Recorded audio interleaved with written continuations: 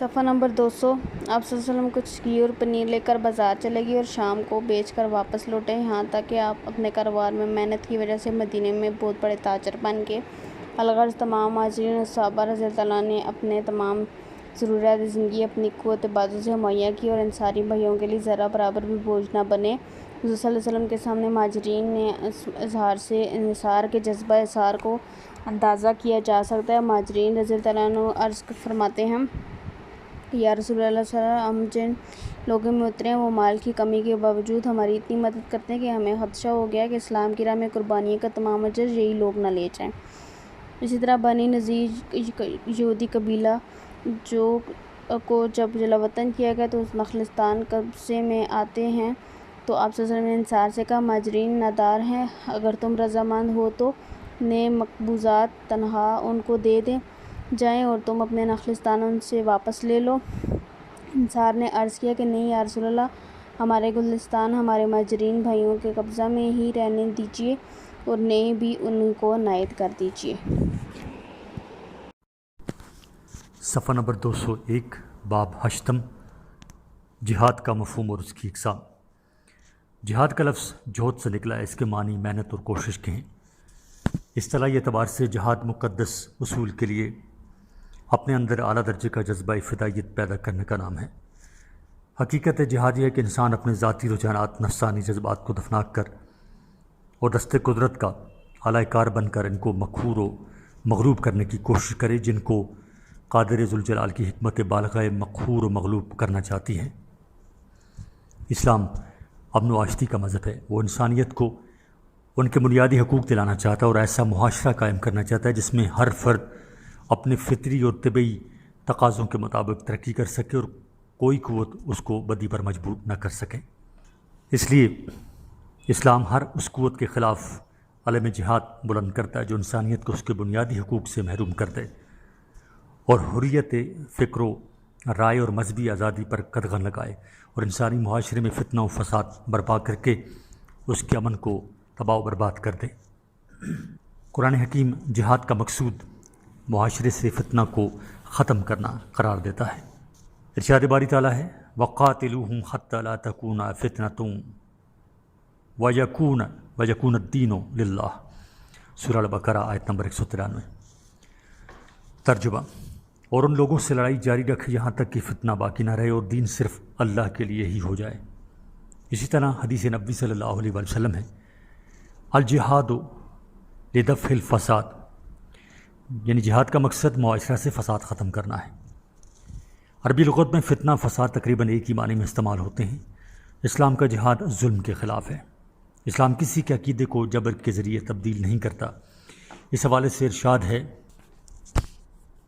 لا اکراہ فی الدین، سورہ البقرہ آیت نمبر 256، یعنی دین کے معاملے میں کوئی جبر نہیں ہے، کوئی زبردستی نہیں ہے۔ صفحہ نمبر 202۔ جہاد کا مقصود ظلم ختم کرنا ہے، اس لیے اسلام ظلم اور نظام ظلم کے خلاف مظلوم مسلمانوں کو جنگ لڑنے کی اجازت دیتا ہے۔ اُذِنَ لِلَّذِينَ يُقَاتِلُونَ بِأَنَّهُمْ ظَالِمُونَ وَإِنَّ اللَّهَ عَلَىٰ نَصْرِهِمْ لَقَدِيرٌ، سورہ حج آیت نمبر 39۔ یعنی ان لوگوں کو جنگ کی اجازت دی گئی جن سے جنگ کی جا رہی ہے، اس بنا پر کہ وہ مظلوم ہیں اور اللہ تعالیٰ ان کی مدد کرنے پر قادر ہے۔ جہاد کی مختلف صورتیں۔ جہاد غلبہ دین و استحکام کے لیے ہر قسم کی جد و جہد کا نام ہے جس سے ظالم طاغوتی قوتوں کی سرکوبی مقصود ہو۔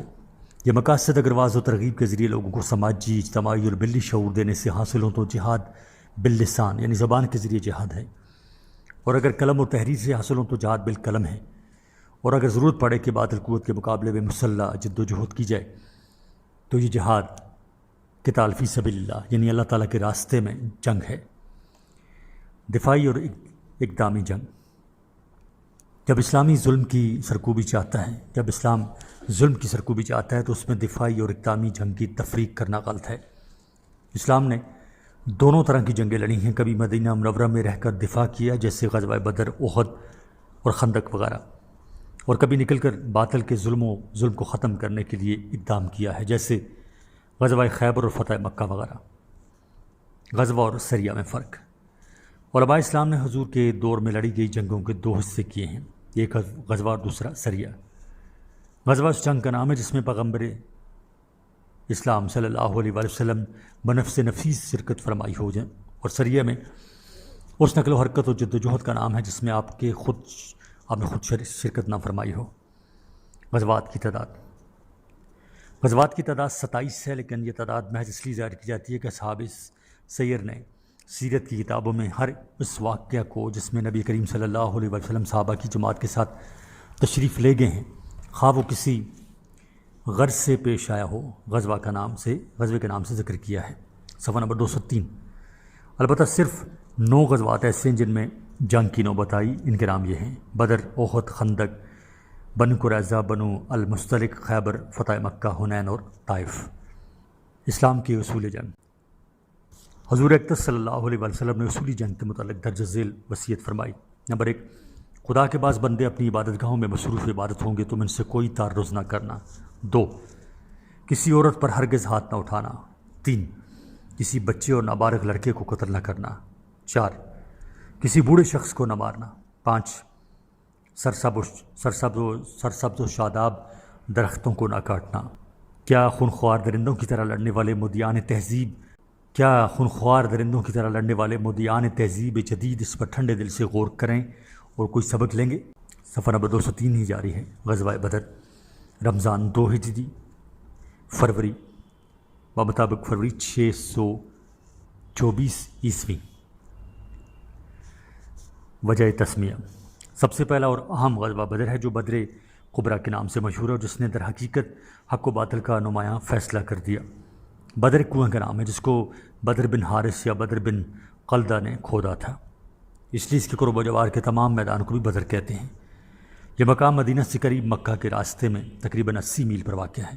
غزوہ بدر کے اسباب: کفار مکہ کو پیغمبر اور مسلمانوں کا مکہ سے صاف نکل جانا اور مدینہ میں شوکت و عظمت کے ساتھ زندگی بسر کرنا اور فداکاران اسلام میں روز افزوں ترقی ہونا بے حد ناگوار گزرا اور کانٹے کی طرح کھٹکا۔ اسی لمحے انہوں نے منافقین مدینہ اور یہود مدینہ سے ساز باز شروع کر دی۔ قریش کے چھوٹے چھوٹے جتھے اپنے اصلی مقصد کی کامیابی کے لیے مدینہ کے قریب اکثر گشت لگاتے رہتے تھے، اور قرظ بن جابر فہری مدینہ کی چراگاہوں پر لوٹ مار کرتا رہتا تھا۔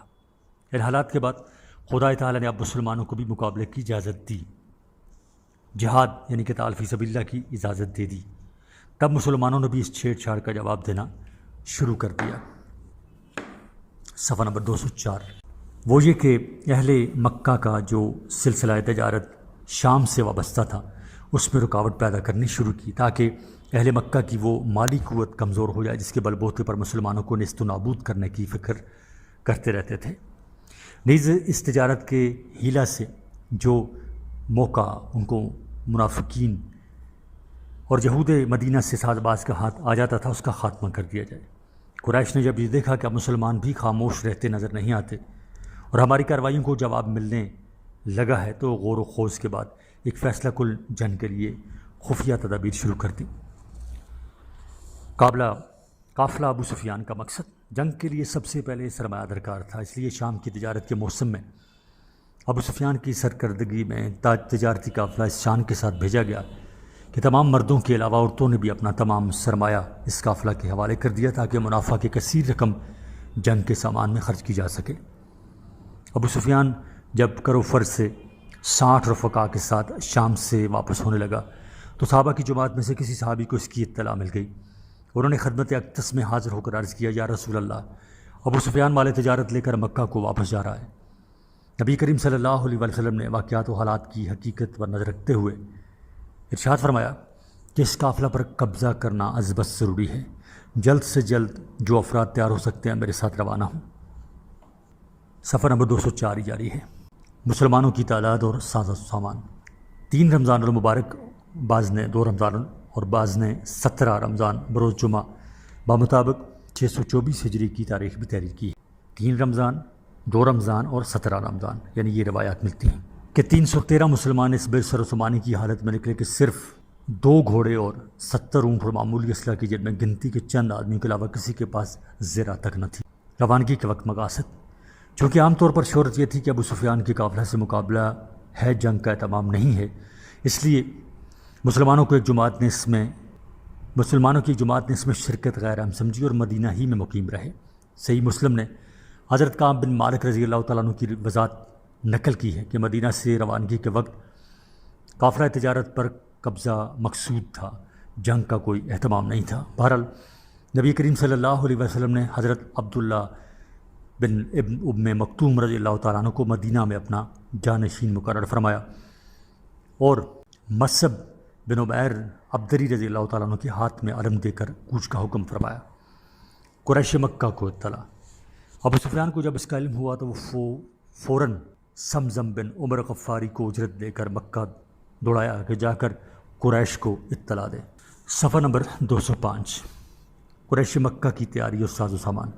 قریش کو جب معلوم ہوا تو نفیر عام ہو گیا اور سرداران قریش میں ابو لہب کے سوا کوئی شخص مکہ میں نہ ٹھہرا، اور ابو لہب نے بھی اپنی جانب سے عاص بن حشام بن مغیرہ کو شریک جنگ کیا اور پورے جوش اور غمتراک کے ساتھ اس طرح نکلے کہ 1000 جنگجو، جن میں 100 گھوڑے سوار اور پیادہ سوار فوج میں 6 زرہ پوش، بے شمار اونٹ اور عمدہ اسلحہ و سامان تھا۔ نبی اکرم صلی اللہ علیہ وسلم جب مدینہ سے باہر نکلے تو 2 جاسوس بس بن عمر اور عدی بن ابو الرغبا قافلہ کے متعلق جدید معلومات حاصل کرنے کے لیے بھیجے۔ جب اسلامی لشکر روحا پہنچا تو اطلاع ملی کہ مکہ سے زبردست لشکر مسلمانوں سے جنگ کی غرض سے آ رہا ہے، اور قافلہ کی خبر لانے والے مخبروں نے اطلاع دی کہ کل یا پرسوں تک قافلہ بدر پہنچ جائے گا۔ حضور صلی اللہ علیہ وسلم کا صحابہ سے مشورہ اور بشارت خداوندی۔ نبی کریم صلی اللہ علیہ وسلم نے فوراً مشورہ کے لیے جمع ہونے کا حکم فرمایا اور مسلمانوں کے اعتماد سے ارشاد فرمایا کہ قریش جنگ کے لیے آ رہے ہیں اور ابو سفیان بھی تجارتی قافلہ کے ساتھ سفر کر رہا ہے۔ خدا نے بذریعہ وحی مجھ سے قافلہ اور لشکر قریش دونوں میں ایک گروہ پر کامیابی کا وعدہ فرمایا ہے۔ تم رائے دو کہ ہم کو کس کا مقابلہ کرنا چاہیے۔ چونکہ صحابہ بالکل ہی بے سر و سامانی کے ساتھ صرف قافلہ کے تعاقب کو نکلے تھے، اس لیے ایک جماعت نے عرض کی کہ مناسب یہ ہے کہ قافلہ سے مزاحمت کی جائے، جنگ کا موقع نہیں ہے۔ نبی اکرم صلی اللہ علیہ وسلم کو چونکہ وحی الہی کے ذریعے پیغام ہو چکا تھا کہ اب خدا کی یہی مرضی ہے کہ قریشی لشکر سے مقابلہ ہو اور حق و باطل کا فیصلہ کن معرکہ پیش آئے، تو آپ کے چہرہ مبارک پر اس رائے سے ملال محسوس کر کے صدیق اکبر رضی اللہ تعالیٰ عنہ اور فاروق اعظم رضی اللہ تعالیٰ عنہ اور دوسرے مہاجرین نے قریش کے لشکر سے مقابلہ کی پرجوش رائے دی اور کہا کہ اگرچہ ہم بے سر و سامان ہیں مگر ہم جاؤ طلبی اور زر طلبی کے لیے مشرکین سے نہیں لڑتے، ہماری جنگ محض حق کی خاطر ہے۔ اس لیے جماعت کی برسر و سامانی اور لشکر کی کمی یا بیشی کا کوئی سوال ہی نہیں پیدا ہوتا، حتیٰ کہ مقداد بن اسود رضی اللہ عنہ نے تو یہاں تک کہہ دیا، یا رسول اللہ ہم قوم موسیٰ نہیں ہیں، کہ آپ صلی اللہ علیہ وسلم سے یہ کہہ دیں کہ فَاذْهَبْ أَنْتَ وَرَبُّكَ فَقَاتِلًا إِنَّ هَاهُنَا قَاعِدُونَ، سورہ المائدہ آیت نمبر 24، یعنی تو اور تیرا رب جا کر لڑا اور ہم یہیں بیٹھے ہیں، یعنی فتح ہوگی تو ہم بھی آ جائیں گے، ہم تو اسلام کی جانب ساروں میں سے ہیں۔ ہمارا تو قول یہ ہے کہ فَاذْهَبْ أَنْتَ وَرَبُّكَ فَقَاتِلًا إِنَّ مَعَكُمَا مِنَ الْمُقَاتِلِينَ، یعنی تو اور تیرا رب لڑنے چلے، ہم بھی تو دونوں کے ساتھ مل کر لڑنے والوں میں سے ہیں۔ جہاد کا حکم دینا اللہ کی جانب سے دشمنوں کے ساتھ جنگ ہے۔ صفحہ نمبر 206، حضور صلی اللہ علیہ وسلم کا انصار کی رائے معلوم کرنا۔ نبی کریم صلی اللہ علیہ وسلم بار بار انصار کی جانب اس لیے نظر اٹھا کر دیکھتے تھے چونکہ بیعت کے وقت ان سے یہ وعدہ تھا کہ اگر مدینہ میں کوئی دشمن حملہ کر دے گا تو ہم آپ کی حمایت میں اسے ضرور جنگ کریں گے، مگر باہر نکل کر میدان میں خود مقابلہ کے لیے سفراں ہونے کا وعدہ ان سے کوئی وعدہ نہ تھا۔ اس لیے ضروری تھا کہ اس موقع پر جب کہ آپ کا ارادہ قافلہ کو چھوڑ کر قریش کی جنگ کرنے کا ہے تو انصار کے رائے صاف صاف معلوم کی جائے۔ نیز جب کہ اس جماعت میں 70 مہاجرین اور باقی انصار ہی تھے تو ضروری تھا کہ خصوصیت سے ان کی رائے معلوم کی جائے۔ انصار کا جواب: جب انصار نے آپ کا رخ اپنی جانب دیکھا تو حضرت سعد بن معاذ نے، جو بلکہ تمام انصار کے معزز سردار مانے جاتے تھے، عرض کیا، یا رسول اللہ، آپ خصوصیت سے ہم سے دریافت چاہتے ہیں؟ آپ صلی اللہ علیہ وسلم نے فرمایا ہاں۔ حضرت سعد رضی اللہ عنہ نے فرمایا آپ صلی اللہ علیہ وسلم پر ایمان لائے، آپ صلی اللہ علیہ وسلم کی تصدیق کی ہے، آپ سے زیادہ پیمان کر چکے ہیں، اور آپ کا کیا فکر؟ آپ صلی اللہ علیہ وسلم نے حکم کو ظاہر فرمائے، اس ذات اقدس کی کسی قسم جس نے آپ صلی اللہ علیہ وسلم کو سچا رسول بنایا۔ اگر آپ صلی اللہ علیہ وسلم حکم دے کہ سمندر میں کود جاؤ تو سمندر میں کود جائیں گے۔ کل آپ صلی اللہ علیہ وسلم جنگ کریں گے تو دیکھیں گے جنگ میں ہم کیسے صابر اور دشمن کے مقابلہ میں کس طرح ثابت قدم رہتے ہیں۔ ہمیں خدا سے امید ہے کہ ہماری خدمت سے آپ صلی اللہ علیہ وسلم کی آنکھیں ٹھنڈی کرے گا۔ انحصار کے جواب میں صلی اللہ علیہ وسلم کی خوشی کا اظہار۔ نبی کریم صلی اللہ علیہ وسلم نے جب انحصار کی فداکاری کا یہ عالم دیکھا تو چہرہ مبارک خوشی سے دمکنے لگا اور فرمایا کہ تم کو بشارت ہو کہ مجھ کو خدا نے وہ تمام جگہیں بتا دی ہیں جس جگہ یہ سردار قریش رسوا ہو کر ہلاک ہونے والے ہیں۔ ابو سفیان کا قافلہ اور مشرکین مکہ کا خلاف۔ ابو سفیان نے راہ بدل دی اور بدر کا راستہ چھوڑ کر ساحل کی راہ میں چل دیا، ساتھ ہی ایک قاصد بھیج کر قریش کو اطلاع دی کہ مقصد حاصل ہو گیا، اب جنگ کی حاجت نہیں، واپس آ جانا ہی بہتر ہے، اور مکہ کے بعض دیگر سرداروں کی رائے بھی یہی تھی، واپس ہونا بہتر ہے۔ مگر ابو جہل نے اس دن کا بے حد متمنا تھا، اس نے لشکر کو ابھارا کہ وقت آ گیا ہے کہ اب ہم مسلمانوں کو ہمیشہ کے لیے نیست و نابود کر دیں، ہمارا لشکر بہت بڑا ہے، سامان حرب تمام مہیا ہے، مسلمان ہیں بہت تھوڑی تعداد میں اور سامان حرب بھی کچھ نہیں رکھتے، پھٹے کپڑوں میں ٹوٹے پھوٹے ہتھیار لگا کر مرنے کے لیے آگے ہیں، وقت کو غنیمت جانو اور جنگ سے منہ نہ موڑو، ہم بدر ضرور جائیں گے اور فیصلہ کن جنگ ضرور کریں گے۔ بنی زہرہ اور عدی دو مشہور قبائل نے ابو جہل کی ضد کو نفرت کی نگاہ سے دیکھا۔ صفحہ نمبر 207 ہے، اور شرکت جنگ سے انکار کر دیا اور راستہ ہی سے مکہ واپس چلے گئے۔ میدان بدر میں دونوں لشکروں کا پڑاؤ۔ ایک جانب روحاں سے مسلمانوں کے 313 مجاہدین کا بے سر و سامان لشکر بدر کی طرف بڑھا، اور دوسری جانب عتبہ کی کمان میں 1000 کا پرشوکت لشکر بدر جا پہنچا۔ مسلمان جب بدر پہنچے تو دیکھا کہ قریش کے اونچے حصہ پر چشموں پر قابض اور صاف، تو قریش اونچے حصے پر قابض ہیں اور چشموں پر قابض ہیں اور صاف زمین پر مورچہ جمائے ہوئے ہیں۔ میدان جنگ میں جنگی حکمت۔ نبی کریم صلی اللہ علیہ وسلم نے مجبوراً اس جگہ اترنے کا حکم فرمایا جہاں ریگی زمین تھی اور انسانوں اور جانوروں کے پاؤں دھنستے تھے اور پانی سے بھی دور تھے۔ حباب رضی اللہ بن منظر انصاری حباب رضی اللہ بن منظر جو ان معاملات میں بہت زیرک اور دورست سمجھے جاتے تھے، عرض کیا کہ یا رسول اللہ، آپ کا اس جگہ کو پسند فرمانا وحی کے حکم سے ہے یا جنگی داؤ پیچ ہے؟ فرمایا تم اس سے بہتر رائے رکھتے ہو تو بتاؤ، جنگ تو داؤ گھات ہی کا نام ہے۔ انہوں نے عرض کیا ہم کو آگے بڑھ کر چشمہ کے قریب اترنا چاہیے تاکہ نشیب سے حوض کی طرح گڑھا کھود کر چشمہ کا رخ اپنی جانب کر سکے اور آس پاس سب کنویں بیکار کر دیے جائیں۔ آپ صلی اللہ علیہ وسلم نے حضرت حباب رضی اللہ تعالیٰ عنہ کی رائے کو پسند فرمایا اور آگے بڑھ کر چشموں پر قبضہ کر لیا۔ مدد خداوندی۔ ادھر قدرت کا ہاتھ بھی اپنا کام کر رہا تھا۔ وہ ریگستان جہاں پر برسوں بارش نہیں ہوتی تھی یکلخت بادلوں سے گھر گیا اور ابر رحمت نے برس کر لشکر اسلام کی وہ اہانت کی کہ دشمن اسلام کے لشکر کا پڑاؤ دلدل بن گیا جس پر چلنا بھی مشکل تھا، اور اسلامی لشکر میں جہاں ریگستان تھا بارش کی تیزی سے جم کر پختہ زمین کی طرح سخت ہو گئی، اور مسلمانوں نے بارش کا پانی جمع کر کے افراد سے وضو اور غسل وغیرہ میں استعمال کیا اور خدا کا شکر ادا کیا۔ جب ادھر سے اطمینان ہوا تو حضرت سعد بن معاذ رضی اللہ تعالیٰ نے عرض کیا یا رسول اللہ، ہم ایک سائبان کیوں نہ بنا دیں، ہم نبی کریم صلی اللہ علیہ وسلم کے لیے ایک سائبان کیوں نہ بنا دیں، اگر خدا نے فتح دی تو فبہا، ورنہ آپ صلی اللہ علیہ وسلم بآسانی دوسری جانب سے سواری پر سوار ہو کر محفوظ مدینہ جا سکتے ہیں۔ خدا کی قسم وہ لوگ جو محض قافلہ کا مقابلہ سمجھ کر حاضر نہیں ہوئے، آپ صلی اللہ علیہ وسلم کی محبت میں ہم کسی سے کم نہیں۔ انہیں اگر یہ معلوم ہوتا کہ آپ صلی اللہ علیہ وسلم کو ایسی سخت جنگ کا واسطہ پڑے گا تو آج ہماری طرح وہ بھی آپ صلی اللہ علیہ وسلم پر قربان ہونے کو یہاں موجود ہوتے۔ آپ صلی اللہ علیہ وسلم نے یہ سن کر دعائے خیر کی اور فرمایا اے معاذ، اللہ تعالیٰ کو اس میں بھی خیر ہی منظور ہے، اس کے بعد آپ صلی اللہ علیہ وآلہ وسلم کے لیے سائبان تیار کیا گیا۔ لشکر قریش میں پھر اختلاف۔ قریش کے لشکر میں ایک ناگوار قصہ پیش آ گیا۔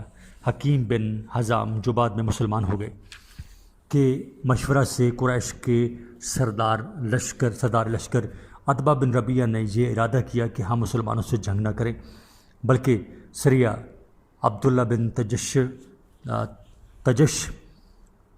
میں جو قریش کا ایک بڑا سردار عمرو بن الحضری مارا گیا تھا، اس کے بھائی عامر کو اس کا خون بہا اپنے پاس سے دے کر آشتی اور صلح کے ساتھ واپس چلے جائیں۔ صفحہ نمبر 208۔ ابو سفیان تو بآسانی بچ کر نکل ہی گیا، اب فضول جانیں ضائع کرنے سے کیا فائدہ۔ ابو جہل نے جب یہ دیکھا کہ ابھی بنی زہرہ بنی عدی نے رکھنا ڈالا تھا اور اب سردار لشکر ہی رکھنا انداز ہے، تو فوراً عامر بن حضری کو بلا کر کہنے لگا، دیکھا تمہارے بھائی کا انتقام بنایا معاملہ بگاڑا جا رہا ہے اور عتبہ کمزوری دکھا رہا ہے۔ عامر نے جب اس سنا تو جاہلیت کے دستور کے مطابق کپڑے پھاڑ کر اور گریبان چک کر کے شور مچانے لگا۔ عتبہ نے جب ابو جہل کی یہ شرارت دیکھی تو اس کو بہت غصہ آیا اور جوش بہادری میں آگے بڑھ کر مسلمانوں کو مقابلے کے لیے للکارنے لگا۔ جانبین سے صفین درست کی گئیں۔ نبی کریم صلی اللہ علیہ وآلہ وسلم نے خود دست مبارک میں تیر لے کر مسلمانوں کے لشکر کی نہایت کرینہ سے صف بندی فرمائی۔ تو اول قریش کی جانب سے 3 بہادر میدان میں آئے۔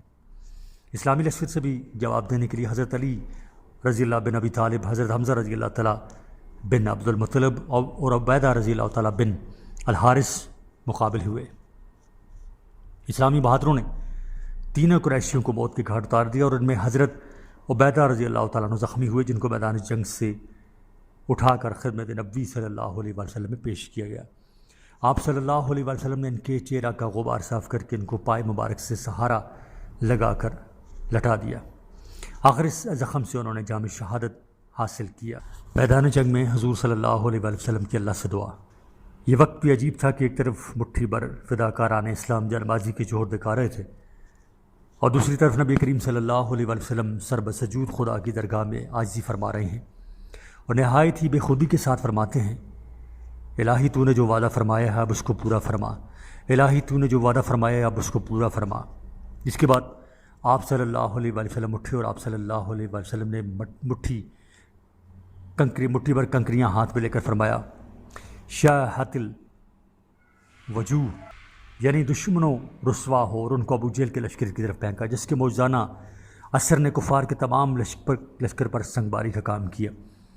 اسی کو قرآن عزیز نے کہا، وما رمیت اذ رمیت ولکن اللہ رما، سورہ الانفال، یعنی سنگباری کا یہ اثر تمہارے قبضہ کی بات نہ تھی بلکہ یہ خدا کی قدرت کا نمونہ تھا۔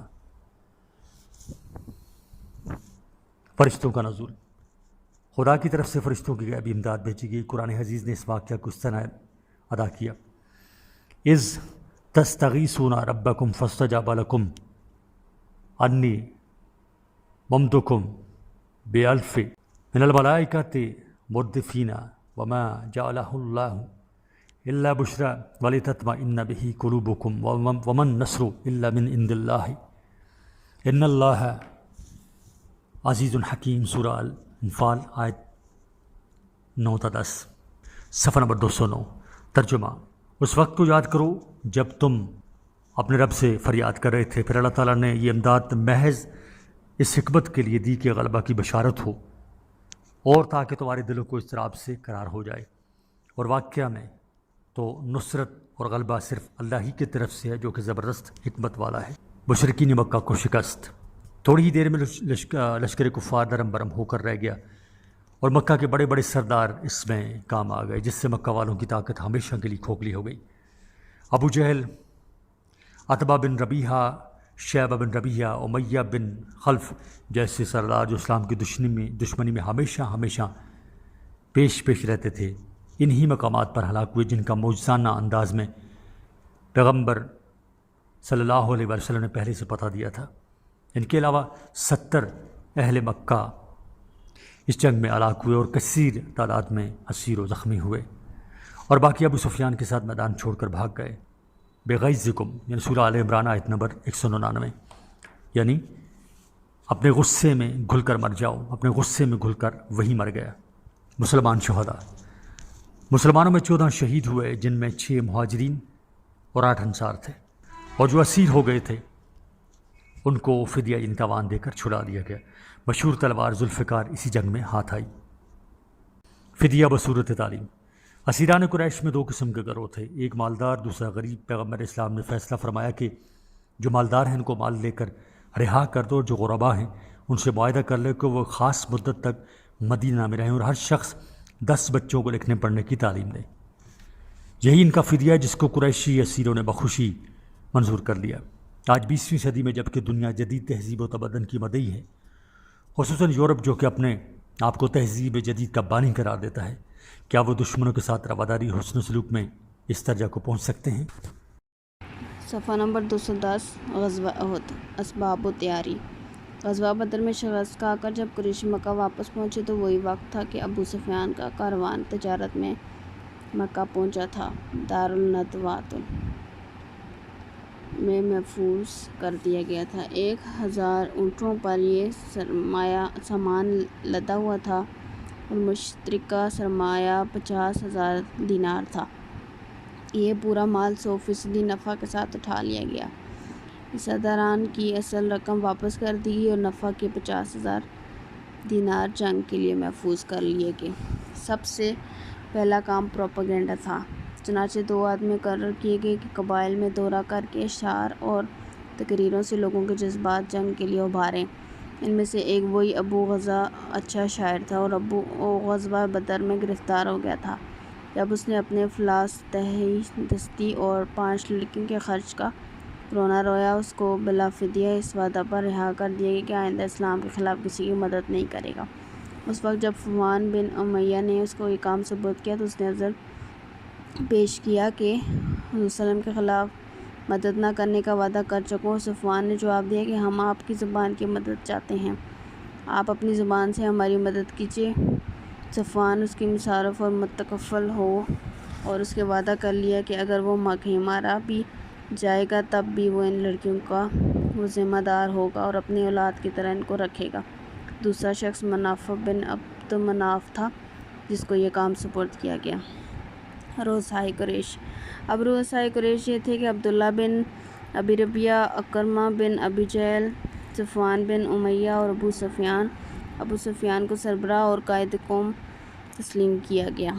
غزوہ احد کے لیے قریش کی روانگی۔ ہجرت سے 31 ماہ بعد 32واں مہینہ شروع ہوا تھا، یعنی شوال کے آغاز کی۔ قریش کا لشکر جرار پوری تیاری کے ساتھ مدینہ پر حملہ کرنے کے لیے روانہ ہوا۔ قریش کے علاوہ مختلف قبائل کے جنگجو بہادر بھی اس میں شریک تھے۔ مجموعی تعداد 3,000 سے زیادہ تھی، جس کی تفصیل یہ ہے: 70 سوار، 3,000 گھوڑے سوار، 200 زرہ پوش، 700 اور تیرانداز 100، اور تیاری اور روانگی پوری رازداری اس کے ساتھ ہوئی، یہاں تک کہ حضرت صلی اللہ علیہ وسلم جو قریش کے حالات سے باخبر رہنے کی کوشش کرتے رہتے تھے، آپ صلی اللہ علیہ وسلم کے اس لشکر کا علم مکبہ کے خط کے ذریعے ایک وقت ہو جب ایک شب پہلے لشکر مدینہ سے چند میل فاصلے پر ذوالحلیفہ کے قریب پڑاؤ ڈال چکا تھا۔ یہ لشکر بدھ کے روز کسی وقت ذوالحلیف پہنچ چکا تھا اور حضرت صلی اللہ علیہ وسلم کے پاس حضرت عباس رضی اللہ عنہ کا قاصد جمعرات کے روز اول وقت پہنچا۔ صفحہ نمبر 211 خواتین قریش۔ جنگ کے لیے تیاری کرنے میں عورتیں بڑھ چڑھ کر حصہ لے رہی تھیں۔ 15 سرداروں کی عورتوں نے طے کیا تھا کہ اپنے شوہروں کے ساتھ وہ بھی میدان جنگ میں جائیں گی۔ ان میں پیش ابو سفیان کی بیوی ہندہ تھی، جن کے باپ عتبہ بن ربیعہ اور چچا اور بھائی جنگ بدر میں کام آئے تھے۔ ان کے علاوہ اکرمہ بصر ابو جہل کی بیوی، ام حکیم حضرت خالد کی بہن فاطمہ، رئیس طائف مسعود ثقفی کی بیٹی برزہ، عمر بن العاص کی اہلیہ ربطہ، حضرت مصعب بن عمیر کی والدہ خناس کے نام بھی ان میں شامل ہیں۔ مدینہ طیبہ میں اطلاع۔ حضرت عباس رضی اللہ تعالیٰ عنہ ابھی تک مکہ مقیم تھے۔ انہوں نے تمام حالات لکھ کر ایک قاصد کو دی اور طے کر دیا کہ 3 دن کے اندر مدینہ پہنچ کر یہ خط حضرت صلی اللہ علیہ وآلہ وسلم کی خدمت میں پیش کر دو۔ رسول اللہ صلی اللہ علیہ وآلہ وسلم قباء میں تشریف فرما تھے۔ یہ قاصد وہیں حاضر ہوا۔ آپ صلی اللہ علیہ وآلہ وسلم نے لفافہ کی مہر توڑی اور حضرت ابی بن کعب رضی اللہ تعالیٰ عنہ وہاں موجود تھے، ان کو خط دیا۔ حضرت ابی بن کعب رضی اللہ تعالیٰ عنہ نے خط پڑھا، خط پڑھ کر سنایا تو آپ صلی اللہ علیہ وسلم نے تاکید کر دی کہ ابھی اس کی کسی کو خبر نہ ہو۔ البتہ حضرت سعد بن ربیع رضی اللہ تعالیٰ عنہ کو آپ نے اس راز سے آگاہ کر دیا۔ اب حضرت صلی اللہ علیہ وسلم بنفس نفیس قریش کے حالات معلوم کرنے کی طرف متوجہ ہوئے، چنانچہ 5 شوال 3 ہجری پنج شبہ کے روز آپ صلی اللہ علیہ وسلم نے 2 خبرساں انس رضی اللہ تعالیٰ عنہ اور مونس رضی اللہ تعالیٰ عنہ کو خبر لانے کے لیے بھیجا۔ انہوں نے آ کر اطلاع دی کہ لشکر قریش مدینہ کے قریب آ گیا ہے اور مدینہ کی چراگاہ عریض کو ان کی گھوڑوں نے صاف کر دیا ہے۔ حضرت صلی اللہ علیہ وسلم نے حباب بن منظر رضی اللہ تعالیٰ عنہ کو بھیجا کہ فوج کی تعداد معلوم کریں۔ انہوں نے آ کر رپورٹ دی کہ 3000 کا لشکر ہے۔ مدینہ میں صحابہ کرام نے فوراً حفاظت کے انتظامات کر لیے۔ حضرت سعد بن معاذ رضی اللہ تعالیٰ عنہ، حضرت سعد بن عبادہ رضی اللہ تعالیٰ عنہ اور حضرت اسید بن حذیر رضی اللہ تعالیٰ عنہ چند صحابہ مسجد میں حاضر ہو گئے اور شب بھر دروازے پر پہرا دیتے رہے۔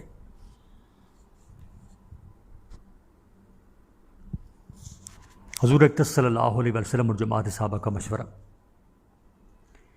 6 شوال 3 ہجری جمعہ کے روز صحابہ کرام کے ایک عام اجتماع میں اس مسئلہ پر غور ہوا کہ فوج قریش کا مقابلہ مدینہ میں کیا جائے یا باہر نکل کر۔ یہ بات واضح نہیں ہے کہ رئیس المنافقین عبداللہ بن ابی بن سلول کو حضرت صلی اللہ علیہ وسلم نے دعوت دے کر بلایا یا خود پہنچ گیا تھا، لیکن یہ بات قطعی ہے کہ وہ اس اجتماع میں شریک تھا اور اپنی جماعت کی نمائندگی کر رہا تھا۔ اتفاق سے اس کی رائے حضرت صلی اللہ علیہ وسلم کی تائید میں تھی۔ مدینہ کے 2 اطراف چھوٹی چھوٹی پہاڑیوں کا سلسلہ ہے۔ مدینہ کے ناکوں پر دیواریں چن کر پورے مدینہ کو محفوظ قلعہ بنایا جا سکتا تھا۔ عورتیں اور بچے قریب کی پہاڑیوں پر پہنچا دیے جاتے۔ اگر موقع ہوتا تو وہاں سے دشمنوں پر سنگ باری بھی کر سکتے تھے۔ حضرت صلی اللہ علیہ وسلم نے یہی تجویز پیش فرمائی کہ شہر کے اندر رہ کر مقابلہ کریں۔ دشمن چند روز حملہ کرے گا، پھر خود پریشان ہو کر چلا جائے گا۔ صفحہ نمبر 212۔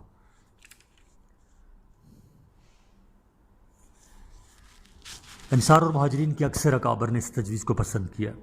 عبداللہ بن ابی بن سلول نے بھی اس کی تائید کی اور یہ بھی بتایا کہ مدینہ کی روایات یہ ہیں کہ جب اہل مدینہ نے شہر میں رہ کر کسی دشمن کا مقابلہ کیا ہے وہ کامیاب رہے ہیں، اور دشمن کو ہمت نہیں ہوئی کہ شہر میں گھس سکیں، اور جب کبھی وہ باہر نکلے تو انہوں نے نقصان اٹھایا۔ لیکن بڑی تعداد مومنین با اخلاص کی تھی جن کو حسرت تھی کہ وہ جنگ بدر میں شریک نہیں ہو سکے اور فضیلت سے محروم رہے۔ ان نوجوان صحابہ کرام کی رائے یہ تھی کہ ہم باہر نکل کر جنگ میں دشمن کا مقابلہ کریں گے۔ نبی کریم صلی اللہ علیہ وسلم نے اکثریت کی رائے قبول فرمائی اور فیصلہ فرمایا کہ باہر نکل کر جنگ ہوگی۔ پھر آپ گھر تشریف لے گئے۔ آپ صلی اللہ علیہ وسلم کے تشریف لے جانے کے بعد صحابہ کرام نے ان نوجوانوں کو سمجھایا کہ آپ لوگوں کو نبی کریم صلی اللہ علیہ وسلم کی رائے کو قبول کر لینا چاہیے۔ جب نبی کریم صلی اللہ علیہ وسلم باہر تشریف لائے تو نوجوان صاحب نے عرض کی، یا رسول اللہ، اگر آپ کی رائے مدینہ منورہ میں رہ کر جنگ لڑنے کی ہے تو ہم اپنی رائے واپس لیتے ہیں۔ سرکار کائنات صلی اللہ علیہ وسلم نے لوگوں کی معذرت سنی تو فرمایا، نبی کے لیے مناسب نہیں کہ وہ زرہ پہن چکا ہو تو جنگ کے فیصلے سے پہلے اتار دیں۔ اب جو فیصلہ ہو چکا ہے اس پر عمل کرو، خدا کا نام لے کر چلو۔ میں جو ہدایتیں دیتا ہوں ان پر عمل کرو۔ جب تک تم صبر استقامت سے کام لیتے رہو گے اللہ کی مدد شامل رہے گی۔ پھر آپ صلی اللہ علیہ وسلم نے 3 جھنڈے منگوائے۔ قبیلہ اوس کا جھنڈا حضرت اسید رضی اللہ بن حذیر، قبیلہ خزرج کا جھنڈا حباب رضی اللہ بن منصر کو اور اپنا، اور مہاجرین کا جھنڈا حضرت علی رضی اللہ تعالیٰ عنہ کو عنایت فرمایا۔ اور ایک روایت ہے کہ خزرج کا جھنڈا اسد رضی اللہ بن عبدہ کو عطا ہوا تھا۔ پھر آپ صلی اللہ علیہ وسلم نے حضرت عبداللہ رضی اللہ بن ام مکتوم کو مدینہ کے انتظامات سپرد فرمائے اور اپنے گھوڑے پر جس کا نام ثقب تھا سوار ہو کر کوچ کا حکم دے دیا۔ دونوں سعد یعنی سعد بن عبادہ رضی اللہ تعالیٰ عنہ رئیس خزرج اور حضرت سعد بن معاذ رئیس اوس سے آگے آگے روانہ ہوئے۔ اس وقت کل تعداد 1000 تھی، جن میں سو ذرا پوش تھے۔ چند سبق۔ سیرت مقدسہ کا ہر ایک واقعہ، بلکہ واقعہ کا ہر ایک پہلو اور ہر ایک جز مسلمانوں کے لیے سبق ہے۔ فقہ کی اصطلاح میں یا فقہ کی اصطلاح میں اس کو سنت کہتے ہیں۔ حضرت صلی اللہ علیہ وسلم کی یہ سنتیں آیات کتاب اللہ کی تفسیر اور تشریح ہوا کرتی ہیں۔ مشورہ کے اسی واقعہ میں سنت مقدسہ نے چند باتوں کی تعلیم دی ہے جو جماعتی اور اجتماعی زندگی میں بنیادی حیثیت رکھتی ہیں۔ نمبر 1، پہلی تعلیم یہ کہ اکثریت کا جو فیصلہ ہو وہی اپنا فیصلہ ہونا چاہیے، اگرچہ اپنی ذاتی رائے اس کے مخالف ہو۔ 2، اسی اجتماعی فیصلے کے لیے بھی وہی جذبہ اور وہی سرگرمی ہونی چاہیے جو اپنے ذاتی فیصلے کے لیے ہو۔ 3،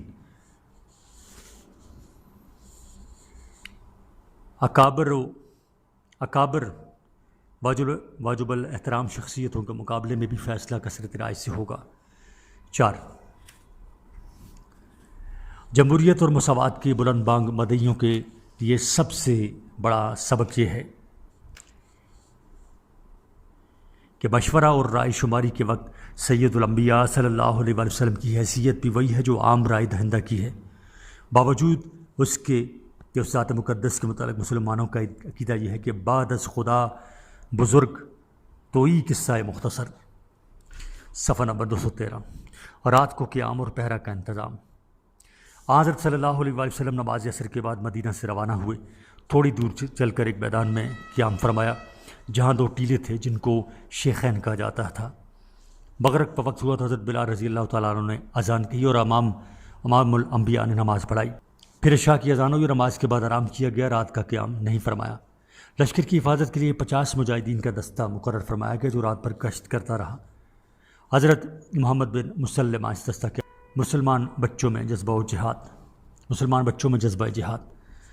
اس موقع پر اسلامی لشکر کا بھی جائزہ لیا گیا، جو کم عمر تھے ان کو واپس کر دیا گیا۔ ان میں حضرت زید رضی اللہ بن ثابت، برا رضی اللہ بن عازب، ابو سعید رضی اللہ خدری، اسامہ بن زید رضی اللہ تعالیٰ عنہ، زید بن ارقم، اسید بن زہیر، عبداللہ رضی اللہ بن عمر اور عرابہ بن اوس رضی اللہ تعالیٰ علیہ مجمعین بھی تھے۔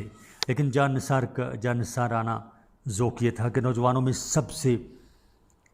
میں سے جب رافع بن خدیج سے کہا گیا کہ تم عمر میں چھوٹے ہو واپس ہو جاؤ تو وہ انگوٹھوں کے بل تن کر کھڑے ہو گئے کہ قد اونچا نظر آئے، اور جب ان کی یہ ترکیب نہ چلی اور وہ لے لیے گئے تو سمرہ بن جندب، ایک نوجوان جو ان کے ہم عمر تھے، نے یہ دلیل پیش کی کہ میں رافع کو لڑائی میں پچاڑ لیتا ہوں، اس لیے اگر ان کو اجازت ملتی ہے تو مجھے بھی ملنی چاہیے۔ دونوں کا مقابلہ کرایا گیا اور سمرہ نے رافع کو پچاڑ دیا، اس بنا پر ان کو اجازت مل گئی۔ نماز صبح اور روانگی۔ جیسے ہی نماز فجر سے فراغت ہوئی، ارشاد ہوا ہمیں قریب کے راستے سے پہنچنا ہے، مگر راستہ ایسا ہو کہ فوج قریش سے بچتا ہوا نکل جائے۔ حضرت ابو خیثمہ رضی اللہ تعالیٰ عنہ حاضر ہوئے اور عرض کیا کہ مربع کیزی کے باغ سے گزرتا ہوا راستہ جاتا ہے، یہ قریب بھی ہے اور فوج قریش سے بچا ہوا بھی ہے۔ آپ صلی اللہ علیہ وسلم نے یہ راستہ منظور فرمایا، مگر جب باغ میں پہنچے تو مالک باغ مربع بن کیزی مزاحمت کرنے لگا۔ یہ بظاہر مسلمان تھا مگر دل سے منافق، آنکھوں سے اندھا تھا۔ اس نے حضرت صلی اللہ علیہ وسلم کی شان میں گستاخانہ کلمات بھی کہے۔ صحابہ کرام نے اس کو سزا دینی چاہیے تو آپ صلی اللہ علیہ وسلم نے فرمایا چھوڑو، یہ کور چشم بھی ہے اور کور باطن بھی۔ تب بھی ایک سعد بن زبدہ شبلی کی کمان اس کے سر پر پڑ گئی جس سے اس کا سر میں زخم آ گیا۔ صفحہ نمبر 214۔ عبداللہ بن ابی بن سلول اور اس کی پارٹی کی واپسی۔ اکثریت کا فیصلہ جس کے متعلق سرور کائنات صلی اللہ علیہ وسلم یا اکابر صحابہ رضوان اللہ علیہ مجمعین کی زبان پر کبھی شکایت کا حرف میں نہیں آیا، عبداللہ بن ابی بن سلسل کے لیے بہانہ بن گیا۔ یہ 300 آدمیوں کی پارٹی لے کر مدینہ منورہ سے حضرت صلی اللہ علیہ وسلم کے ساتھ چلا تھا۔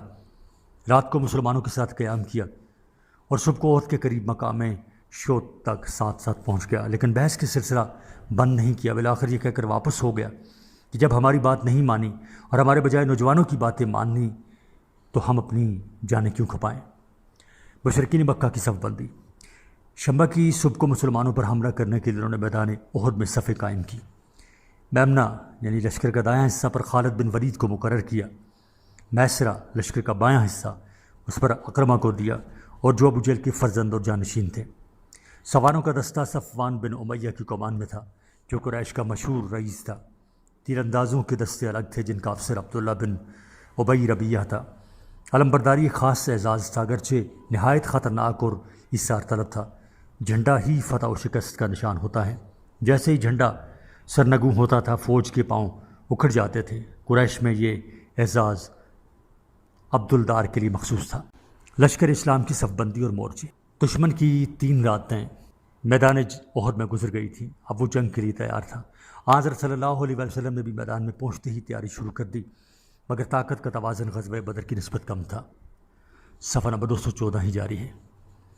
غزوہ بدر میں 313 کا مقابلہ 950 سے تھا، یعنی 1 اور 3 کی نسبت تھی، لیکن اس وقت 700 کا مقابلہ تقریباً 3000 سے تھا، یعنی ایک اور تقریباً 5 کا مقابلہ تھا۔ دشمن کی جوف میں 3000 اونٹ اور 200 گھوڑے تھے، مگر مسلمانوں کو یہ سفر پیادہ ہوا تھا۔ اونٹ 1 تھا یا زیادہ سے زیادہ 2۔ دشمن کی جوف میں 700 زرہ پوش تھے اور 100 تیر انداز۔ اسلامی فوج میں صرف 100 زرہ پوش تھے اور 50 تیر انداز۔ تھوڑی تعداد اور قلیل سامان کے باوجود نبی کریم صلی اللہ علیہ وسلم نے جنگ کا نقشہ ایسا قائم کیا تھا کہ کامیابی یقینی تھی۔ لڑائی کا آغاز اس طرح ہوا کہ ابو عامر، جو اپنے نمائش، زہد اور پارسائی کی وجہ سے مدینہ میں اسلام سے پہلے مقبول تھا، پھر مدینہ چھوڑ کر مکہ میں آباد ہو گیا تھا، 150 آدمیوں کے ساتھ میدان میں آیا۔ چونکہ اس کا خیال تھا کہ انصار جب اس کو دیکھیں گے تو رسول اللہ صلی اللہ علیہ وسلم کا ساتھ چھوڑ دیں گے۔ اس نے میدان میں آ کر پکارا، مجھے پہچانتے ہو؟ میں ابو عامر ہوں۔ انصار نے جواب دیا، او بدکار، نمائشی زاہد، ہم تجھے پہچانتے ہیں، ہم میں سے کوئی بھی تجھے مرحبا کہنے کو تیار نہیں۔ ابو عامر نے خلاف توقع یہ جواب سنا تو کہنے لگا، صفحہ نمبر 215۔ میرے بعد قوم کا مزاج بگڑ گیا، پھر اس نے اور اس کے ساتھیوں نے مسلمانوں پر سنگ باری شروع کر دی۔ مسلمانوں نے ڈھیلے کا جواب پتھر سے دیا اور تھوڑی ہی دیر میں اس کا منہ پھیر دیا۔ عام جنگ۔ اب عام جنگ شروع ہوئی۔ علمبردار یک کے بعد دیگرے قتل کیے جا رہے تھے اور عام جنگ کی شدت بڑھتی جا رہی تھی۔ حضرت صلی اللہ علیہ وسلم نے ایک تلوار دست مبارک ملی اور فرمایا، کون اس کا حق ادا کرے گا؟ اور سعادت کے لیے بہت سے ہاتھ بڑھے۔ حضرت عمر رضی اللہ تعالیٰ عنہ، حضرت زبیر رضی اللہ تعالیٰ عنہ، حضرت علی رضی اللہ تعالیٰ عنہ سبھی کے ساتھ آگے بڑھے ہوئے تھے، مگر یہ فخر ابو دجانہ رضی اللہ تعالیٰ عنہ کے نصیب میں تھا۔ ابو دجانہ فوجوں کو چیرتے لاشوں میں لاشیں گراتے چلے جاتے تھے، یہاں تک کہ ہندا سامنے آ گئی۔ حضرت ابو دجانہ کی تلوار اس کے سر تک پہنچ گئی، مگر جیسے ہی احساس ہوا کہ عورت ہے، تلوار روک لی کہ سیف رسول صلی اللہ علیہ وسلم کی یہ شان نہیں کہ کسی عورت پر آزمائی کی جائے۔ وحشی ایک حبشی غلام تھا، اس کے آقا عبیر بن محتم نے وعدہ کیا تھا کہ اگر وہ حمزہ کو قتل کر دے گا تو آزاد کر دیا جائے گا، اور وہ حضرت حمزہ رضی اللہ عنہ کے طاق میں تھا۔ حضرت حمزہ رضی اللہ عنہ جیسے ہی صبح بن عبدالعزیٰ کو پچھاڑ کر پلٹے، حبشی نے چھوٹ سا نیزہ، جس کو حربہ کہتے ہیں اور حبشیوں کا خاص ہتھیار تھا، حضرت حمزہ رضی اللہ عنہ کے پھینک مارا، جو ناف میں لگا اور پار ہو گیا۔ حضرت حمزہ رضی اللہ عنہ نے اس پر حملہ کرنا چاہا، لڑکھڑا کر گر پڑے اور روح پرواز کر گئی۔ مشرکین کو شکست۔ مجاہدین کے پے در پے حملوں نے دشمن کے پیر اکھاڑ دیے اور ناز پرور وہ خواتین جو بہادری کی ہوا بھرنے کے لیے آگے آگے تھیں، حواس باختہ پیچھے ہٹنے لگی۔ حضرت زبیر بن عوام رضی اللہ تعالیٰ عنہ فرمایا کرتے تھے کہ وہ منظر بڑی آنکھوں کے سامنے ہے کہ ابو سفیان کی بیوی ہندا دامن سمیٹے ہوئے بھاگ رہی ہے، پنڈلیاں کھلی ہیں، پازیب ڈھلک رہی ہے اور پہاڑ پر بدحواس چڑھی جا رہی ہے، اس کی سہیلیاں پیچھے پیچھے۔ تعاقب اور غنیمت۔ دشمن کے علمبردار قتل ہو چکے، جھنڈا گر چکا، پیش روا خواتین بدحواس بھاگ رہی ہیں، یہاں تک کہ پہاڑوں اور ٹیلوں پر چڑھ گئی ہیں۔ دشمن کے جھٹے ٹوٹ کے میدان خالی ہو گیا، مسلمان ان کا تعاقب کرتے ہوئے ان کے خیموں میں پہنچ گئے۔ جنگ بدر کا سما آنکھوں کے سامنے تھا، کامیابی یقینی ہو گئی تھی۔ آن صلی اللہ علیہ وسلم کے پاس صرف چند حضرات رہ گئے جو حفاظت کے غرض سے ساتھ رہا کرتے تھے۔ بلا شبہ اللہ کا وعدہ پورا ہو گیا، مسلمانوں نے ہر ایک محلہ میں 30 مشرکین کے تابع کر دیا۔ صفحہ نمبر 216 قصہ ہزیمت و شکست۔ وہ 50 تیر انداز جن کو درہ کی حفاظت کے لیے مامور کیا گیا تھا، انہوں نے میدان پر نظر ڈالی۔ دشمن کا جھنڈا گرا ہوا تھا، آس پاس علمبرداروں کی لاشوں کا انبار تھا۔ قریش کے سرما سر پر پاؤں رکھ کر بھاگ رہے تھے اور مسلمان ان کے پیچھے دوڑ رہے تھے۔ جوش دلانے والی خواتین کو خیموں میں بھی پناہ نظر نہ آئی تو وہ پہاڑوں اور ٹیلوں پر چڑھی جا رہی تھیں۔ میدان خالی ہو چکا تھا، مسلمان دشمن کے استبل تک پہنچ چکے تھے۔ کامیابی کا حسین چہرہ جو مسلمانوں کو محبوب تھا، بے نقاب ہو کر سامنے آ چکا تھا۔ اب یہاں ٹھہرنے کی کیا ضرورت؟ چلو ہم بھی آگے بڑھیں، غنیمت جمع کرنے میں ہاتھ بٹائیں، دشمن کو زیادہ سے زیادہ ذلیل کریں۔ رسول اللہ صلی اللہ علیہ وسلم یا امیر سپہ سالار کی ہدایت واجب التعمیل ہے، مگر جب منشا ہدایت پورا ہو گیا تو فریضہ تعمیل بھی ادا ہو چکا، اب ہم آزاد ہیں۔ اس حفاظتی دستے کے بیشتر مجاہدین کا یہی فیصلہ ہوا۔ ان کے امیر عبداللہ بن جبیر رضی اللہ تعالیٰ عنہ کی رائے یہ تھی کہ منشا ہدایت کچھ بھی ہو، ہمیں ہدایت پر عمل کرنا ہے۔ ہدایت یہ تھی کہ میدان میں مسلمانوں کو فتح ہو یا شکست، اس دستے کا فرض ہے کہ وہ اپنی جگہ سے نہ ہلے، اسی مورچے پر قائم رہیں، لہذا ہمیں اسی مورچے پر رہنا ہے۔ مگر صرف چند حضرات نے حضرت عبداللہ بن جبیر رضی اللہ تعالیٰ عنہ کی رائے کی موافقت کی، وہ یہیں رہے، آگے نہیں بڑھے۔ قرآن حکیم نے ان حضرات کی تحسین کرتے ہوئے ارشاد فرمایا، منکم من یرید الآخرہ، تم میں سے وہ بھی تھے جو آخرت چاہتے تھے۔ باقی 43 آدمی مورچے سے ہٹ کر میدان میں پہنچ گئے اور غنیمت میں حصہ لینے لگے۔ اگرچہ ان کے پاس عذر تھا کہ وہ اپنی فہم کے مطابق اپنی ڈیوٹی انجام دے چکے اور مورچہ سے ہٹنے کے بعد بھی مصروف جہاد ہیں، کیونکہ دشمن کو ذکر دینے کی ایک شکل یہ بھی ہے کہ اس کو زیادہ سے زیادہ نقصان پہنچایا جائے، اور جب یہ طے ہے کہ مال غنیمت سے پہلے اللہ اور اس کے رسول کا حق ہے، اس کے بعد وہ ان کو دیا جائے گا جو مستحق قرار دیے جائیں گے۔ کوئی مجاہد بے ضابطہ ایک دھاگا بھی نہیں رکھ سکتا، ورنہ اس کا جہاد عقارت جائے گا اور وہ مستحق کے دوزخ ہوگا۔ تو مال غنیمت کی فراہمی خود غرضی یا نفع اندوزی نہیں، بلکہ اللہ اور رسول کے فنڈ کے لیے رضاکارانہ خدمت ہے، اور چونکہ ان کا متعین حصہ لا محالہ ان کو ملے گا، لہٰذا حرص کی بھی ضرورت نہیں ہے۔ بہرحال ان کے پاس اگرچہ یہ عذر تھے، مگر کتاب اللہ نے ان سب کو نظر انداز کر کے یہ تنقید فرمائی، منکم من یرید الدنیا، یعنی بعض تم میں سے وہ ہیں جو دنیا چاہتے ہیں، کیونکہ صورت ایسی تھی کہ گویا خواہش دنیا اس خطا کاری کا سبب محرک بنی تھی، اور صحابہ کرام رضی اللہ تعالیٰ علیہم اجمعین کے دامن تقدس کے لیے یہ بھی نازیبہ ہے کہ دنیا طلبی کا معمولی دھبہ بھی ان کے دامن پر لگ جائے۔ لیکن اللہ تعالیٰ دلوں کا حال جانتا ہے، ان کے عذر اگرچہ قابل پذیرائی نہیں ہوئے، مگر ان لوگوں کی پاکی نے سند معافی حاصل کر لی۔ چنانچہ اس تنقید کے ساتھ یہ تسلی بھی دے دی گئی، وَلَقَدْ عَفَا عَنْكُمْ وَاللَّهُ ذُو فَضْلٍ عَلَى الْمُؤْمِنِينَ، سورہ آل عمران آیت نمبر 192۔ بے شک اللہ تعالیٰ تمہیں معاف کر چکا، اللہ تعالیٰ مومنوں کے لیے بڑا ہی فضل رکھنے والا ہے۔ نمبر 217 واللہ ذو الفضل علی المؤمنین، بے شک اللہ تعالیٰ تمہیں معاف کر چکا ہے، اللہ تعالیٰ مومنوں کے لیے بڑا ہی فضل رکھنے والا ہے۔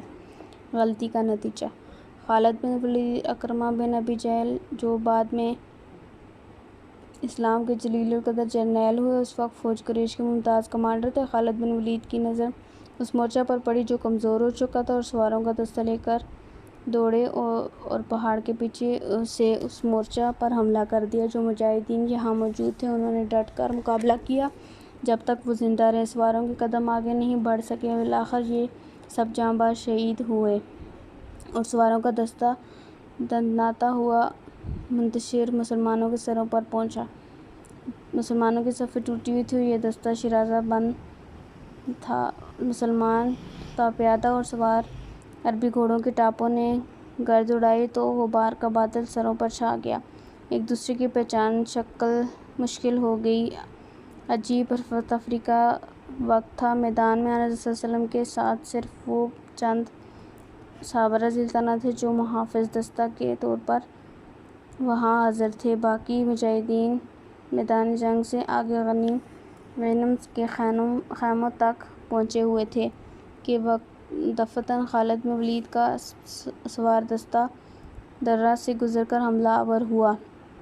عمر بنت علقمہ نے قریش کا گرا ہوا جھنڈا بلند کیا۔ جو مشرک میدان میں باقی تھے وہ فوراً جھنڈے کے گرد جمع ہو گئے۔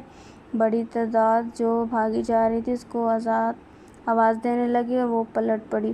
مسلمان یہاں سے تعداد میں 1/4 سے بھی کم تھے مگر وہ جتھہ بند تھے۔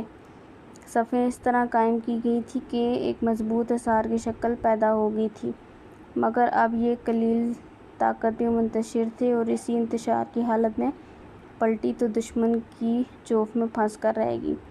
حضرت عبداللہ بن عباس رضی اللہ عنہ جب یہ واقعہ بیان فرمایا کرتے تھے تو دونوں ہاتھوں کی انگلیوں کو ایک دوسرے میں پھنسا کر سمجھایا کرتے تھے کہ مسلمان اس طرح مشرکوں کے جال میں پھنس گئے تھے۔ اسی ہلچل اور اضطراب میں عبداللہ بن کمیہ آن صلی اللہ علیہ وسلم تک پہنچ گئی اور اس نے تلوار سے آپ صلی اللہ علیہ وسلم پر حملہ کیا۔ اسلام کی بہادر خاتون حضرت ام عمارہ رضی اللہ عنہا سامنے آ گئی۔ تلوار ان کے کندھے پر پڑی جس سے اتنا گہرا زخم ہو گیا کہ اس کا گڑھا ہمیشہ یاد رہے گا۔ حضرت عمارہ رضی اللہ عنہ نے بھی تلوار کا جواب تلوار سے دیا مگر وہ زرہ پہنے ہوئے تھا، اس پر اثر نہیں ہوا۔ آن صلی اللہ علیہ وسلم کے دائیں جانب پسلیوں پر بھی ابن کمیہ کی تلوار پڑی۔ آہنی زروں کی وجہ سے زخم تو نہیں پڑا مگر ان کی دکھن بہت بعد تک باقی رہی۔ اس مرتبہ حضرت طلحہ رضی اللہ عنہ نے تلوار کو ہاتھ سے روکنا چاہا۔ حضرت طلحہ رضی اللہ عنہ کی انگلیاں کٹ گئیں مگر تلوار نہ روک سکی۔ مہاجرین اسلام کی علمبردار حضرت مصعب بن عمیر رضی اللہ عنہ نے ابن کمیہ کا مقابلہ بڑی ہمت سے کیا مگر جان بچانے میں کامیاب نہ ہو سکے اور جام شہادت نوش کر گئے۔ علمبردار شہید ہوئے۔ جھنڈا گرا۔ ابن کمیہ نے شور مچا دیا، میں نے محمد صلی اللہ علیہ وسلم کو شہید کر دیا۔ اعوذ باللہ۔ صفحہ نمبر 218۔ مسلمان جو پہلے سے گھرے ہوئے تھے اور سرا سیما تھے، اس آواز سے ان کی حواس اور بھی خطا ہو گئے۔ کئی تو ہمت ہار بیٹھے مگر جو باہمت تھے ان کا بھی زور نہیں چل رہا تھا، جو جہاں تھا وہیں کھڑا ہوا تھا۔ کچھ وہ تھے جو اس کمسان سے باہر تھے مگر ہمت نہیں ہو رہی تھی کہ اس بھیڑ میں گھسیں۔ بعض نے پہاڑوں کا راستہ لیا، ایک دو مدینہ کی طرف چل دیے۔ حضرت عمر فاروق رضی اللہ تعالیٰ عنہ اور حضرت طلحہ بن عبید اللہ رضی اللہ تعالیٰ عنہما جیسے باحوصلہ بہادروں کے دل بھی ٹوٹ گئے تھے۔ میدان کے ایک کنارے پر پریشان حال کھڑے تھے۔ کچھ اور مہاجرین و انصار بھی ان کے ساتھ۔ حضرت انس بن مالک رضی اللہ تعالیٰ عنہ کے چچا حضرت انس بن نضر اس طرف پہنچے۔ ان سے دریافت کیا کیسے کھڑے ہو؟ جواب ملا رسول اللہ صلی اللہ علیہ وآلہ وسلم شہید ہو چکے۔ آپ صلی اللہ علیہ وآلہ وسلم کے بعد جی کر کیا کریں گے؟ جس رسول نے جان دی تم بھی اس پر مر بیٹھو۔ یہ کہہ کر تروال سنبھالی غنیم کی فوج کی طرف لپکے۔ راستہ میں حضرت سعد بن معاذ رضی اللہ تعالیٰ عنہ نے کہا کہاں جاتے ہو؟ جواب دیا رب نظر کی قسم احد کے اس طرف بوئے جنت سونگھ رہا ہوں۔ پھر دشمن کی فوج میں گھس گئے اور لڑ کر جان دے دی۔ شہادت کے بعد ان کی لاش دیکھی گئی تو 80 سے زیادہ تلوار اور نیزے کے زخم تھے۔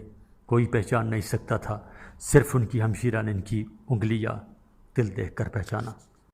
حضرت ثابت بن واحدہ انصاری رضی اللہ تعالیٰ عنہ نے انصاری دوستوں کو مخاطب کر کے کہا جماعت انصار اگر محمد رسول اللہ صلی اللہ علیہ وسلم شہید کر دیے گئے ہیں تو رب محمد تو حی لا یموت ہے، آگے بڑھو، حی قیوم کے دین کی حمایت میں جانیں قربان کر دو۔ یہ کہہ کر آگے بڑھے انصاری دوستوں کی جماعت ساتھ ساتھ تھی۔ قریش کے ایک جتھہ پر حملہ کر دیا جس میں خالد بن ولید، اکرمہ بن ابی جہل، عمرو بن العاص اور زرار بن الخطاب وغیرہ تھے۔ تلواروں اور نیزوں سے سخت مقابلہ کیا اور ایک ایک کر کے تمام ساتھی شہید ہو گئے۔ رحمت العالمین صلی اللہ علیہ وسلم کا دشمنوں کے نرغہ میں رسول خدا صلی اللہ علیہ وسلم نے جب لوگوں کو آواز دی الیہ عباد اللہ الیہ عباد اللہ، اس وقت 30 صحابہ آپ صلی اللہ علیہ وسلم کی خدمت میں حاضر تھے، لیکن دشمن کا دباؤ بڑھا تو اس سے ریلے میں یہ حضرت بھی جدا ہو گئے۔ 1 درجن یا اس سے بھی کم صحابہ آپ صلی اللہ علیہ وسلم کے ساتھ رہ گئے، لیکن جب اور گمسان ہوا تو یہ بھی بچھڑ گئے۔ حضرت صلی اللہ علیہ وسلم ان سب سے الگ تھے۔ جب پتھر آ کر لگا اس گمسان میں، تیر اور تلوار کا ہوش ان دشمنوں کو بھی نہیں تھا، اس لیے پتھراؤ شروع کر دیا تھا۔ 3 بدبخت تھے جن کے پتھر یکے بعد دیگرے آپ صلی اللہ علیہ وسلم کو لگے۔ عتبہ بن ابی وقاص، عبداللہ بن شہاب ظاہری اور ابن قمیہ حارثی۔ عتبہ بن ابی وقاص کا پتھر چہرہ مبارک پر داہنی جانب لگا، جس سے نیچے کے 2 دانت داہنی جانب سے شہید ہو گئے۔ نیچے کا ہونٹ پھٹ گیا۔ صفحہ نمبر 219۔ عبداللہ بن شہاب ظاہری کا پتھر پیشانی مبارک پر لگا۔ عبداللہ بن قمیہ جو پہلے بار بار حملہ کر چکا تھا، حضرت مصعب بن عمیر کو شہید کر کے شور مچا چکا تھا کہ میں نے محمد صلی اللہ علیہ وسلم کو قتل کر دیا۔ جب اس نے یہ دیکھا کہ زندہ جاوید موجود ہیں تو دور ہی سے پتھر پھینک کر مارا، جو جھالر سے ٹکراتا ہوا چہرے پر لگا، جس جھالر کی 2 کڑیاں رخسان انوار میں گھس گئیں۔ صلی اللہ علیہ وسلم۔ جستجو اور کامیابی۔ جانصاران کا بااخلاص دل مضطرب، دست و بازو دشمنوں کے دفاع میں مصروف، مگر نگاہ آقائے رحمت کو ڈھونڈ رہی تھی۔ سب سے پہلے حضرت کعب بن مالک رضی اللہ تعالیٰ عنہ کی نظر پڑی۔ خود کے ڈھلکے ہوئے جھالر سے چہرہ مبارک چھپا ہوا تھا، صرف آنکھیں نظر آتی تھیں۔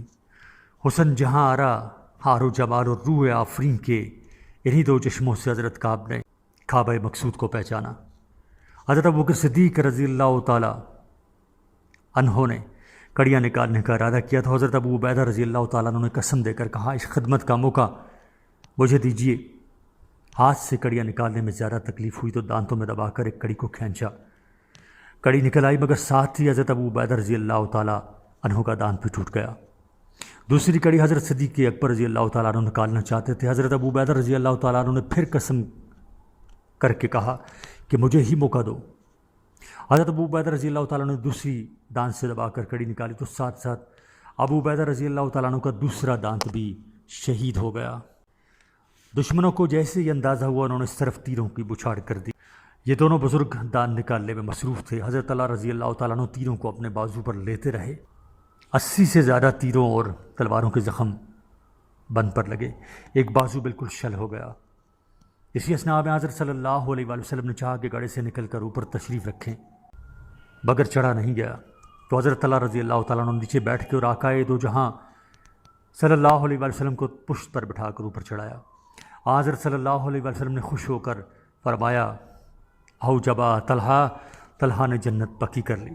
حضرت ابو طلحہ انصاری رضی اللہ تعالیٰ، کمان پر آپ کا ہاتھ بھاری پڑتا تھا، بڑی زور سے تانت کھینچتے تھے، مضبوط کمان ہی آپ صلی اللہ علیہ وسلم کا ہاتھ سہار سکتی تھی۔ آپ صلی اللہ علیہ وسلم کا تیر نشانوں کو پار کرتے ہوئے بہت دور پہنچتا تھا۔ آپ رضی اللہ تعالیٰ عنہ کا تیر نشانوں کو پار کرتے ہوئے بہت دور پہنچتا تھا۔ اس روز کئی کمانیں آپ کے ہاتھ میں ٹوٹ گئیں۔ سعد بن ابی وقاص رضی اللہ تعالیٰ عنہ ایک طرف تھے، دوسری طرف طلحہ نے اپنی ڈھال سے حضرت صلی اللہ علیہ وسلم کے چہرہ مبارک کے سامنے آڑ کر لی تھی۔ ابو طلحہ عرض کرتے، رسول خدا، آپ پر جان عزیز قربان، آپ گردن نہ اٹھائیں، نصیب آدھا کہیں کوئی تیر نہ لگ جائے، یہ میرا سینہ آپ کے سامنے ہے۔ صفحہ نمبر 220۔ تیر ختم ہونے لگے تو جس کے پاس ترکش تھے حضرت صلی اللہ علیہ وسلم سے اس سے ترکش لیتے اور حضرت ابو طلحہ رضی اللہ تعالیٰ عنہ کے سامنے تیر ڈال دیتے تھے۔ حفاظت کے غیبی اسباب۔ سیدنا حضرت سعد بن ابی وقاص رضی اللہ تعالیٰ عنہ جو حضرت صلی اللہ علیہ وسلم کے برابر موجود رہے اور دشمنوں پر تیر برساتے رہے، بڑے وثوق سے فرماتے ہیں کہ میں برابر دیکھتا رہا کہ 2 شخص آپ صلی اللہ علیہ وسلم کے ساتھ ہیں اور بڑی سختی سے مدافعت کر رہے ہیں۔ ان کے لباس سفید تھے، ان کو نہ میں نے پہلے کبھی دیکھا تھا نہ اس کے بعد کبھی دیکھا۔ رئیس مکہ امیہ بن خلف غزوہ بدر میں مارا گیا تھا۔ اس کا بھائی ابی بن خلف مکہ میں کہا کرتا تھا محمد کو میں قتل کروں گا۔ حضرت صلی اللہ علیہ وسلم بھی اس کا دعویٰ سنتے رہتے تھے۔ آپ صلی اللہ علیہ وسلم نے ایک مرتبہ یہ بھی فرمایا تھا وہ نہیں بلکہ انشاءاللہ میں اس کو قتل کروں گا۔ جب دشمنوں کی طرف سے بے در پہ حملے ہو رہے تھے اور جانثار حرم اپنی جانوں پر کھیل کر مرافر کر رہے تھے، ابی بن خلف گھوڑا دوڑاتا ہوا آیا۔ صحابہ اس کی طرف بڑھنے لگے تو آپ صلی اللہ علیہ وسلم نے سب کو منع فرما دیا اور فرمایا اس کو میرے پاس آنے دو۔ جب وہ قریب پہنچا تو آپ نے حضرت حارث بن سما سے جو برابر میں کھڑے تھے حربہ لے لیا اور ابی بن خلف کے اوپر پھینک مارا۔ وہ حربہ ابی کی گردن پر اچٹتا ہوا لگا جس سے خراش آ گئی، مگر اس معمولی خراش کا یہ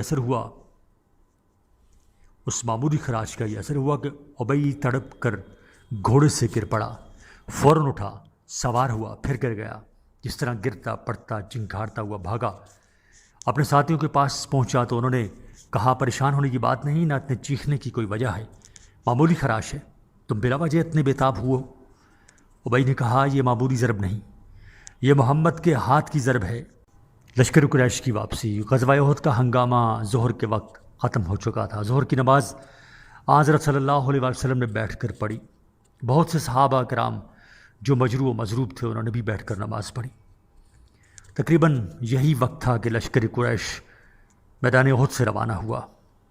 حضرت صلی اللہ علیہ وسلم نے حضرت علی کو ہدایت فرمائی کہ پتہ لگائیں قریش کس طرف جا رہے ہیں، اگر مدینہ کا رخ کر رہے ہیں تو ہم فوراً مدینہ پہنچ کر ان کا مقابلہ کریں۔ آپ صلی اللہ علیہ وسلم نے یہ بھی فرما دیا کہ اگر وہ گھوڑوں پر سوار ہو کر روانہ ہوں گے اور اونٹوں کو ہنکا کر لے چلیں گے تو وہ مدینہ جائیں گے، اور اگر مکہ کا قصد کریں گے تو جیسے کہ لمبے سفر کا قاعدہ ہے کہ اونٹوں پر سوار ہوں گے اور گھوڑوں کو ساتھ لے کر چلیں گے۔ حضرت علی تشریف لے گئے اور واپس آ کر خبر دی کہ اونٹوں پر سوار ہو کر مکہ کی طرف روانہ ہوئے ہیں۔ مدینہ طیبہ سے خواتین کی آمد اور ان کی خدمات۔ حضرت صلی اللہ علیہ وسلم کی شہادت کا غل ہوا تو جو مایوس ہو کر پلٹے تھے، یہ دہشت انگیز خبر انہوں نے مدینہ میں پہنچا دی تو اب عورتوں سے بھی نہ رہا گیا۔ حضرت ام ایمن رضی اللہ تعالیٰ عنہا نکلیں، یہی خبر دینے والا ان کے سامنے آ گیا۔ آپ نے دونوں ہاتھوں میں مٹی بھر کر ان کے منہ پر ماری اور فرمایا تلوار مجھے دو اور سوت کی انٹی تم لو، گھر میں بیٹھ کر سوت کاٹو۔ پھر آپ میدان میں پہنچی اور پیاسے زخمیوں کو پانی پلانا شروع کر دیا۔ حضرت ابو طلحہ رضی اللہ تعالیٰ عنہ جو سرکار دو عالم صلی اللہ علیہ وسلم کی حفاظت کرتے ہوئے دشمن پر تیر برسا رہے تھے اور کئی کمانیں ان کے ہاتھ میں ٹوٹ چکی تھیں، ان کی اہلیہ محترمہ ام سلیم اور سیدہ عائشہ صدیقہ رضی اللہ تعالیٰ عنہما پہنچی اور مشکی سے بھر کر پیاسے زخمیوں کو پانی پلانے کی خدمت انہوں نے بھی شروع کر دی۔ حضرت فاطمہ رضی اللہ تعالیٰ عنہا والد ماجد کی خدمت میں حاضر ہوئیں، چہرہ مبارک کے زخموں سے خون بہہ رہا تھا۔ رحمت اللہ عالمین احتیاط فرما رہے تھے کہ زمین پر کوئی قطرہ خون کا نہ گرے، خون کپڑوں پر ہی لے رہے تھے۔ اب حضرت علی پانی لائے، حضرت فاطمہ نے زخم دھونے شروع کیے، مگر خون برابر بہہ رہا تھا تو چٹائی جلا کر اس کی راکھ زخموں پر رکھ دی، خون بند ہو گیا۔ شہیدوں کی لاشیں، تجہیز و تکفین اور نماز۔ قریشی عورتوں کے دلوں پر جو غزوہ بدر کی چوٹ تھی اس کا بدلہ انہوں نے احد کے شہیدوں سے لیا۔ اس تھوڑے سے وقفے میں کہ مسلمان سمٹ کر پہاڑ کی طرف چلے گئے، وہ میدان میں گھس آئیں، جو لاش سامنے آئی اس کی آنکھ کان کاٹ ڈالے۔ ابو سفیان کی بیوی ہندہ جو بدر میں اپنے باپ، بھائی اور چچا کے مارے جانے کا خار کھائے ہوئے تھی، جب اپنے باپ کے قاتل سید الشہداء حضرت حمزہ رضی اللہ تعالیٰ عنہ کی لاش پر پہنچی تو ان کا پیٹ چاک کر کے کلیجہ نکال کر نگلنا چاہا، مگر گلے سے نہ اترا تو چبا کر اگل دیا۔ پھر شہیدوں کی ناکوں کانوں کا ہار بنایا اور یہ پھولوں کا ہار گلے میں ڈالا۔ ابو سفیان پہنچا، اس نے حضرت حمزہ رضی اللہ تعالیٰ عنہ کو شہید حضرت حمزہ رضی اللہ تعالیٰ عنہ کے منہ پر نیزہ کی بھال ماری، قبیلہ بنو حارث کے ایک سردار حلیس بن زمان نے یہ حرکت دیکھی تو اس کو ملامت کی کہ تمہارے ہی خاندان کا ایک بڑا آدمی تھا، اس کی لاش کو اس طرح ذلیل کر رہے ہو۔ حلیس کے اس جملہ پر ابو سفیان چونکا، فوراً معذرت کرنے لگا، واقعی غلطی ہوئی، اس کا چرچا نہ کیجیے۔